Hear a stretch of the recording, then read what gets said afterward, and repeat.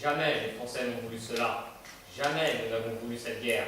Nous nous sommes engagés pour aider nos alliés et nous devenons des martyrs. Nous voulions juste défendre face à ces puissances. Ce n'était qu'une guerre défensive. Si nous n'avions pas attaqué, l'Allemagne serait devenue la cible des pays de l'entente avant même d'être prête.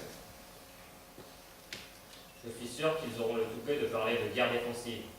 Mais bien évidemment, envahir la Belgique, détruire l'Alsace, massacrer nos enfants, violer nos femmes, et ils prétendent se défendre. Depuis plusieurs dizaines d'années, l'impérialisme européen opprime les Allemands, qui ne peuvent se défendre contre ces puissances. Clémenceau attise la haine de l'Allemagne, et elle est sa seule motivation. Nous priver de faire des réclamations orales en est l'exemple même. Ils ont tenté de noyer notre économie en même temps que nos mines. Et cet argent, ils nous le doivent. Pour payer les pertes subies par l'État, pour tenter de combler le trou béant laissé dans les familles françaises.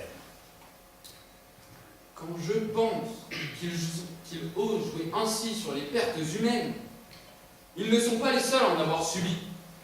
Que je sache, Clémenceau oublie trop souvent que cette guerre a été dramatique pour nous aussi. Il oublie le blocus britannique. Pire, il cautionne ce blocus qui a affamé tant d'Allemands et causé tant de victimes innocentes. Qu'il le veuille ou non, il a du sang sur les mains. Ils veulent que nous payions les réparations, soit nous payerons, à moi d'en négocier la hauteur du montant. Après tout, ce sont eux qui ont demandé la paix. Ce sont les vaincus responsables de cette guerre, les vaincus coupables. Et cette arrogance, ce mépris de considérer que nous faisons preuve de faiblesse parce que nous demandons la paix, non! Nous sommes les premiers à avoir voulu arrêter ce massacre. Le droit, Clémenceau n'a que ce mot à la bouche. S'il invoque le droit, moi, je demande la justice. Et cela passe par une enquête impartiale. Une enquête qui permettra de démontrer que nous ne sommes pas les seuls responsables dans le déclenchement et la poursuite de cette guerre. Randorf pense que cette commission est un tribunal. Il se trompe. Viendra l'heure de juger les responsables. Il faudra d'ailleurs commencer par le Kaiser pour tous les crimes dont il est coupable. Ce ne sera que justice pour la Belgique. Herr Randorf, voici les conditions de paix.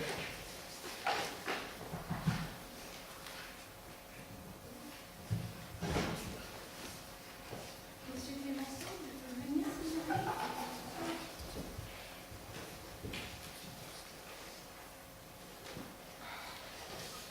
Voyons voir cette note de mes juges. Espérons qu'elle respecte les points de Wilson. Normalement, je dis bien normalement, à la base de ces simulacres de paix.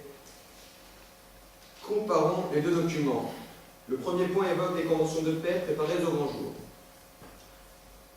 On dirait une mauvaise farce. Impossible de savoir ce que fera nos amis. Le deuxième point, il est bien beau. La liberté absolue de la navigation sur mer. Cela fait presque rêver, ce qu'on appelle marine. Et vouloir supprimer les barrières économiques après nous avoir infligé un blocos, c'est ironique.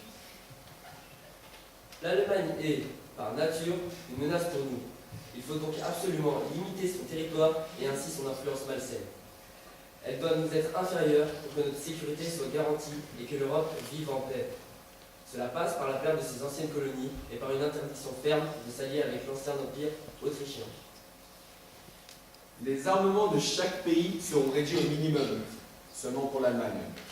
Nous avons respecté les points 6, 7 et 8 en quittant la Russie, la Belgique et la France. C'est même notre argent qui leur servira à restaurer leur territoire. Les Alliés n'ont rien respecté de ces 14 points, puisqu'ils ont magistralement ignoré la demande de reprise de Fiume par les Italiens. Ils ont aussi laissé les peuples autrichiens-hongriens devenir indépendants en empêchant nos frères autrichiens de nous rejoindre dans une grande fédération germanique et la création de cet État polonais, soi-disant peuplé seulement de Polonais. Danzig est peuplé de fiers Allemands, et nous la perdrons. Quant à la mise en place d'une société de nations censée garantir une paix durable, quelle valeur lui accorder? Nous ne pourrons pas y participer. Il nous faudrait aussi occuper une partie de leur territoire frontalier au nôtre pour éviter toute menace. Et surtout, réduire leur armée, en supprimant leur service militaire, par exemple. Ce traité est véritablement une mascarade destinée à nous priver de nos droits et à nous amputer de nos territoires. La paix des vainqueurs? Non, la paix des vainqueurs. Ils ont oublié qu'avant la guerre, nous étions respectables, les meilleurs scientifiques, de nombreux brevets, les plus beaux prix Nobel. Mais avec cet article 306, ils nous ont volé notre passé scientifique, notre culture, notre fierté.